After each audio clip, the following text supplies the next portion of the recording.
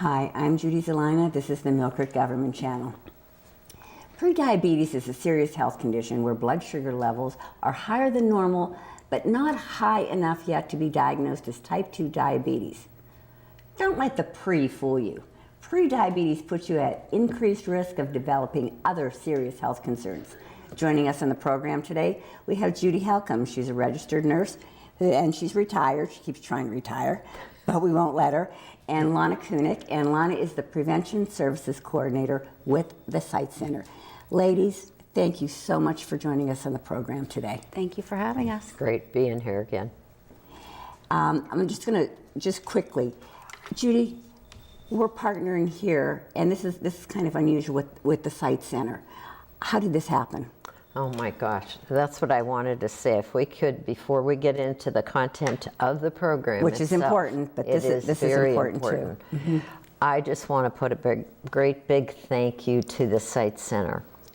As most viewers know or might not know, the Erie County Diabetes Association closed its doors in November of 2016. Shortly before that time, Linda Hackshaw, the executive director at the Site Center, called me up and said, "Gee, Judy, we feel so bad. We'd like to do something special. Could we continue what you have started as part of your mission, preventing diabetes, and be offering this program?" I said, oh my gosh, it was like such a blessing. I could not believe it. So I feel we should dedicate this program to the Site Center, and especially thank Lana, who came with the package of what they decided to do the program. And we're glad you did, Lana. Yes. I'm happy as well. And so, you know, when things happen in life, there's always a reason. That's and true. This was a distinct blessing. So, Wow. and they are celebrating their 80th anniversary. So they years. have been providing services to help people with diabetes, visual problems, screenings in the schools. But we just want them to be recognized in a special way. So thanks again, Site Center. And we appreciate all that you're doing to help with diabetes, because as Judy has taught me through the years with our programs, diabetes, it's a serious problem. And what we're going to talk about today, as I mentioned in my introduction, is pre-diabetes. Exactly. So we say those words, diabetes is serious, is it? Okay, yeah. Every 5 minutes, girls, you've heard this maybe you have not. Every 5 minutes, 2 people die from diabetes complications. That's bad enough. In the same 5 minutes, 16 new people are diagnosed with diabetes. Now, if we could just look at that for a second and say, no matter what we could do to prevent or delay diabetes, we could decrease those numbers and increase people's quality of life. But as we all said before the program started today, we've done a lot of programs on pre-diabetes. We've done programs on getting motivated, looking at yourself and where you're at. But the bottom line is most of us don't want to pay attention to something, whether it's pre-diabetes or not, unless they see an obvious kind of symptom or a problem, and then they want somebody to do something about it. 87 million people in the United States right now have pre-diabetes. 90% of them don't have a clue. Why? Wow. I call that ignorant bliss. I have coined this phrase for this program. Here's what's ignorant bliss. An attitude, a mindset, a feeling that you have that you're going to not get more information because you're just so happy that you don't have any problems right now. And you're going to stay in that vein but not recognize that it's jeopardizing your health. So we need to break that cycle, folks. Don't wait for the crisis. Do something proactive so that you can hang around for a long time and have a meaningful life. Well, that's wonderful in a perfect world. Okay. Truly. Right. Truly. And I agree with you, because we do have, what we were talking about earlier, people are not doing preventive health care. Right. Yes. Exactly. They are, and I even said I would be guilty of it if I hadn't had the health issues that I had had. I feel fine. Why am I going to go to the doctors?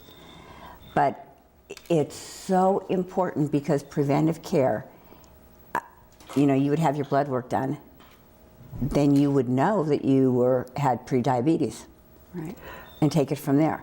Okay, but go back to ignorant bliss for a minute. That's me. I'm going to give you a live example. Okay. You go to the doctor for a routine visit, and usually as part of a checkup, they do blood work, right? Right. Okay, so you come into the office to see the doctor, and the doctor says something like this, and I want to hear what your reaction's going to be to this. Okay. The doctor says, okay, I've looked at your blood work, pretty good. Your blood sugar's a little bit higher. They look at you, and let's say they see an obvious you're overweight. Okay, that would be a real tip-off. So there is ignorance on the part of the physician as well as the patient, because here's what the doctor would typically say. I'm going to check that blood work in about 3 to 6 months. But meanwhile, you better work on losing some weight, and then I'll see you there and we'll continue the discussion. That's criminal in my mind, because he's not emphasizing the action part of doing something at this point. Okay, so the person goes home, and here's what they typically say. Oh, I'm so glad I don't have diabetes. Now I can get on to my other priorities in life, even though I do recognize my mother died from diabetes. My gosh, what more evidence do you need to get more information? That is ignorant bliss. Well, I would go home and say that too. I would say, Yeah. I mean, wouldn't you? You know, I mean, if Lana, if you didn't know all that you know Right. about diabetes and prediabetes and so forth, if you got a report like that, you'd say, oh, well, just something I have to keep, that he'll keep an eye on. I don't have to change my lifestyle. Yeah. But after talking with Judy, changing your lifestyle. Yes, changing your lifestyle is so important. And if a doctor told me that, with me not knowing, like you said, what I know, I probably would go home, think, I'm gonna cut back on what I eat. Because it's right there in your head. Your doctor said, you're pre-diabetic, you need to lose some weight. Yes. But after a week or two, that's gonna wear off, and you're right back where you started. And you go back 3 to 6 months later, and those numbers have ticked up from the pre-range to the, now you do have type 2 diabetes. And then what? You can't reverse it once you get it. Going on with what you said about how do they not know? We know that pre-diabetes has really no clear symptoms. So unless they're feeling the thirst, the exhaustion, the other symptoms that go along with diabetes, they're not paying attention. And for me, knowing what I know, I want to share it with other people so that they understand. I would say the next step would be if your doctor says, you know, these numbers, they're in that pre-range, I would hope that the doctor would then refer me to a diabetes prevention program, which can help you meet goals that you need to achieve to prevent the disease. But also, you have to know your risk factors. Right. Family history. Do you have a mother, a father, a brother, or sister with diabetes? If the answer is yes, that puts you at higher risk. Right. If you have a BMI, a body mass index above 25, that doesn't mean you're obese. That just means your weight is slightly elevated. A lot of people are ashamed to admit, I might be pre-diabetic, because they think that means I'm lazy and I eat terribly. That just means that you are like most of us Americans, where our portions are jumbo. We don't understand portion sizes. We don't read labels, so our weights elevate. Also, certain ethnic groups are at higher risk. If you've been a woman who's been pregnant and told you had gestational diabetes, that puts you at higher risk. So if you take the assessment and you realize that, hey, I am at risk, then there are next steps you can take. We just need to bridge that gap. How is the community going to know what these next steps are to prevent diabetes? When we talk about prediabetes and the number, okay, what is the blood sugar range that when you see that in your blood work that would designate prediabetes? What numbers? Again, most people don't ask for copies of their blood work. back. We need to get in that habit of always doing that. And then that's not enough. It's knowing what the normal is. Right. Below 100, if you've been fasting for 8 to 10 hours at least, is normal. Prediabetes is between 100 and 125. I can't tell you the number of people that say to me, yeah, I know it's supposed to be under 100. Great. Okay, I'm proud of you. What's your number? Oh, I don't know, but you know the doctor takes care of that. I hear that all the time. No, we got to get out of that mode. So even if it's 102, 105, they say, well, that's not that far away from 100. What are you getting excited about? Because it's giving you a sign Right. that something is changing in your body and you're not processing sugar in the most efficient manner. Right. So, Well, Judy has taught me that years ago. Always get copies of blood works, Gosh. test results, because Right. they're always printed out. Right. It's yours. I mean, it's Right. yours. It was your test. Right. You should have that. And a good thing to do, too, that she's taught me, viewers, is when you do get that blood work, bring out your past blood work. this is it. Right. And Yes. and see how have things changed. Because Right. you're going to look at your range. But boy, I'm going to tell you, if you're seeing that your blood sugar creeping up a Yes. few numbers each time, Right. you got to put the brakes on it somewhere. Yes, absolutely. Right. That's the danger zone. Exactly. And that's easy to do. And taking the risk test. Every March, we celebrate Diabetes Awareness Month. Okay. Always the fourth Tuesday of March. Whatever the year is, it's always the fourth Tuesday. We try to get people to call and get more information, take the risk test, have a discussion with your doctor. Go get someplace like LifeWorks. You can go to LifeWorks and get a glucose done for $5. Well worth it. They will do an assessment. Township building too, by the way. I just want to point out, you come to the municipal building Oh, I once a didn't know month with that. the same thing. Yes, From- right. Through LifeWorks. So there are easy things to do. It doesn't have to burden your life with things that are already calling you to take care of whatever. So, but you've got to take the first Yes, step. you do. Lana, how do I decide when I want to, that it's time for me to start getting a little bit more information on prediabetes? The CDC has a risk assessment that's out. It's on our website, but you can go right to the CDC website. You take the test, and you'll get a score. If the number is below 9, you're at lower risk. Above 9, you're at higher. If you hit that above 9 score, you know, okay, now it's time. I need to find out what do I need to do next. Okay. Or if you go to your primary care physician and he tells you what Judy was saying, you know, your numbers, they're creeping up there, you know right then and there, I need to stop, because within 5 to 7 years, you could go from pre, which some people think big deal, to now you do have the disease and now you have to deal with that.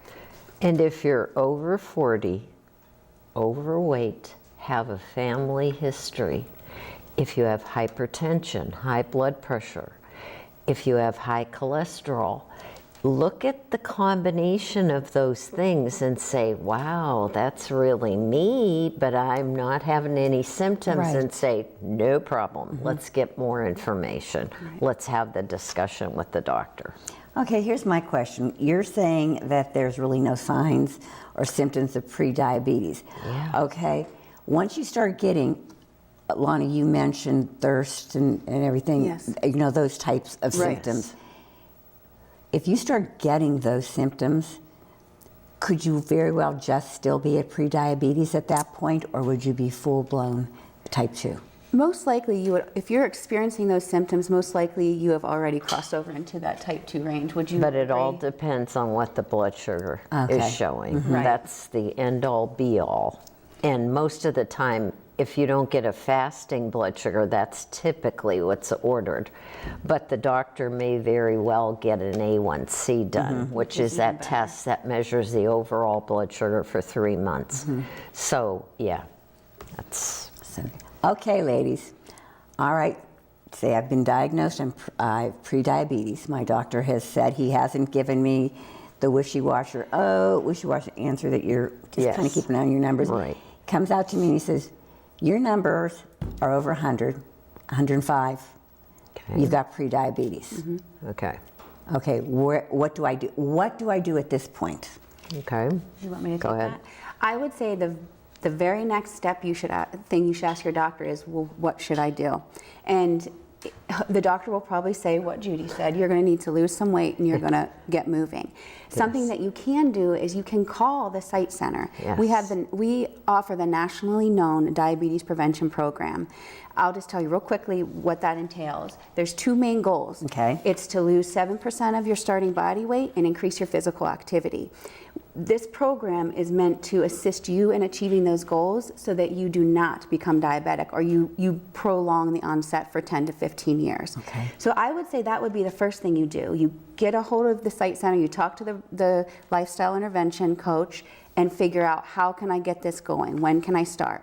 But in the meantime, you should start, the very next meal that you eat should be thoughtful. It should be, you know, proper portions. Do your research, find out how you should be eating in order to take that weight off, because it's never too soon to start making healthy choices.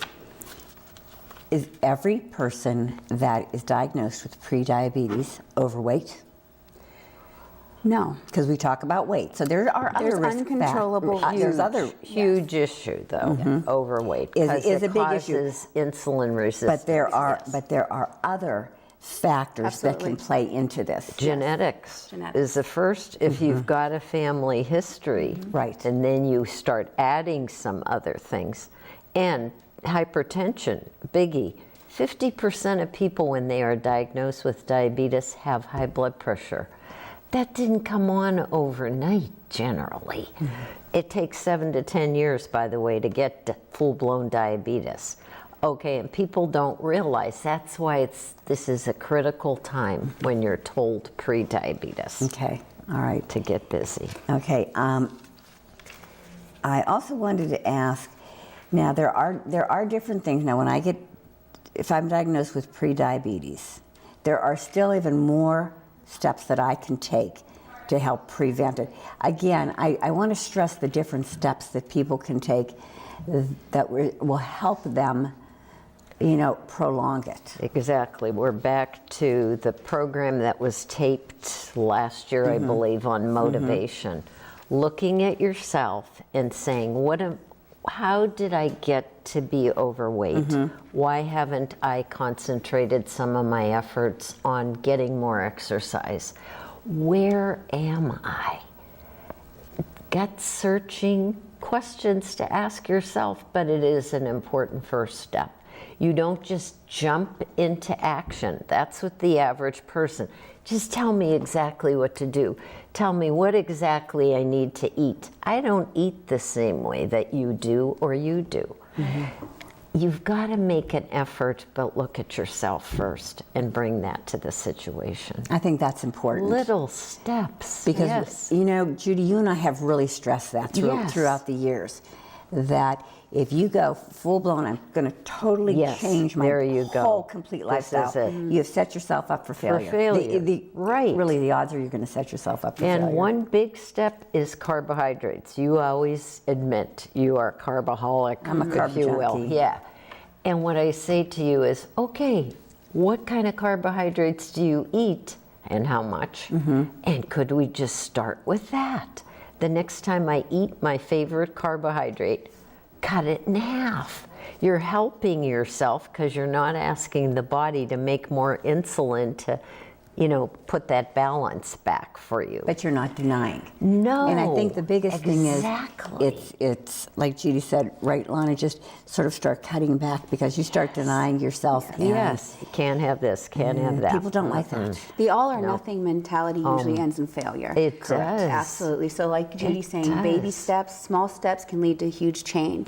Just start small. Drink more water. Walk around the block. Anything you can do when you find out that you're pre to increase your exercise just a little bit and improve your diet is going to be making positive changes. Absolutely. I wanted to mention the Tuesday, March 4th. Yes. Is an important day for the Site Center. Yes. What is that? the March 4th? talk with the prevention coordinator to get more information. Oh, that was what you were just talking about. Yes, Yes. on that Yeah. date. Yes, Right. go ahead. You want me to? Yeah. Yes. My idea is, okay, March 4th, call the site center, ask questions about yourself and are you at risk? What can you tell me to help me have a meaningful life? We'll put your name in the bin to possibly win a healthy cookbook that you can use, okay? That's just one little step, takes a phone call. Who knows what the result of that phone call could be? And Lana can explain more about the prevention program and get you started in a positive mode. So, Well, I think it's really important that we address the pre-diabetes, ladies. Oh, I mean, it is so important because we know, and I don't know them all myself personally, but we've talked about the complications that can happen. gosh, It's from devastating. diabetes. I mean, you mentioned death, complications that can result in it. death. This is it. And if you think your life would not be affected negatively by developing diabetes, you are kidding yourself. Absolutely. It changes your life totally. Ask anyone under the best circumstances. You have to pay attention to so many more things. Why not think a little bit ahead of that? Get ahead of the curve, as they say, and let's just do one little step today. What can I do to prevent diabetes? I had a heart attack almost a year ago, and people look at me and they say, how is that possible? You're always preaching healthy eating, exercise, etc. Okay, so I did what I thought I needed to do and still developed the problem. I'm in the pre-diabetes range now because of my age mostly. Okay. I'm controlling my weight. I'm doing cardiac exercises. I feel good about it. But I'm not going to dwell on, oh my gosh, this is terrible, you know. Hey, I know too much and I know what I can do about it. That's what I want people to get to take that step. Knowing more than you know right now and doing something about it. Oh, how important that is. Yes, right. And the Site Center, again, is such a valuable resource. And we have Lana. She has so many successful experiences of people that take the program. But Lana, you yourself would say you've got to be committed. Absolutely. This is not something you change overnight. Your attitudes, your feelings, your thoughts. Yes. So. Do you have at the Site Center, if someone calls and they've been diagnosed with diabetes, and of course, with the Site Center coming into play, I know that there can be visual problems, which is where you guys have sort of stepped up to the plate and just gone, you know, full force with this. Yeah. But do you have like support groups, or do you have groups, or do you have people to talk to if someone calls? Because quite honestly, if they don't know of anybody that has diabetes, or they don't have somebody to talk to, Yes. where do they go? They can come to you and you can give them some guidance. Right. We can give them guidance. We can lead them in the right direction to where they can go and get that support and have questions answered for them. Okay. Yes. I think that's so important. Oh my gosh, Because of course there's denial right away. Oh no, it couldn't be me. I'm not. It's not that high. Right. So. Okay, how about turning on your TV and go to YouTube? There's lots of information about prediabetes there. There is an excellent, the Ad Council put out a nice thing how you can take a quick risk test by going to YouTube. Same thing. There are so many resources There that are you more. can avail yourself I mean, they're right at of. our fingertips now, aren't they, ladies? Where there wasn't years ago. Absolutely. That's the exciting part of this, right? And so many more people, I don't care what their ages are, they're becoming more technical savvy, Yes, you know? absolutely. And so they're on computers and they're doing YouTube. Right. And continuing these programs, Judy. I mean, we both get feedback. I'm sure you'll be getting more feedback. Wow, I didn't even know that such a program existed to really try to educate us. So that is great too. Well, sadly, our show is coming to an end, and we can talk forever. We didn't even get started yet. No, Judy, I know. But what I'd like you to do is there's something that you'd like to remind our viewers about. And then, Lana, of course, I want you to let the people know what the Sight Center, would be able to do to help them. Okay. Talk about the Sight Center, Yes. and I'll end on. For the diabetes prevention program that we offer there, it's called New View. And like you had said real briefly, diabetes vision loss is one of the leading causes of vision loss in the United States among all ages. So if you find out that you're pre-diabetic, your next step would be to call the Sight Center, ask for the Diabetes Prevention Service Coordinator, and that's me. My name's Lana Kunik, and I will lead you on the path that you need to be on to help you to achieve that 5 to 7% weight loss goal, increase your physical activity, and prevent yourself from moving on into the type 2 diabetes range. Well, I'll tell you, I thank you for being on the show, Lana, but I also thank the Sight Center for coming on board. This is such an important subject. Thank you. That we can't stop getting education out about it. Agreed. Judy, And thank you. last but not least, care enough about yourself and realize the preciousness of life before you and the need to keep things going in a positive fashion and take advantage of all that there is to offer in this community. Thank you so much. Thank you, ladies. It's been Thank a you. pleasure having you on the program. And again, I get some more information. I learn every time. Yes, that's it. I'm with this lady. I learned something I new. learned from her too. And me too, I learned from her. And the hot seat is so much fun, right? Viewers, thank you for tuning into the Millcreek Government Channel. If you have any questions or you want to learn more about the prediabetes subject, please give the Sight Center a call. Check out their website, great website, tons of information. So again, thank you for tuning in. Until next time, have a wonderful day.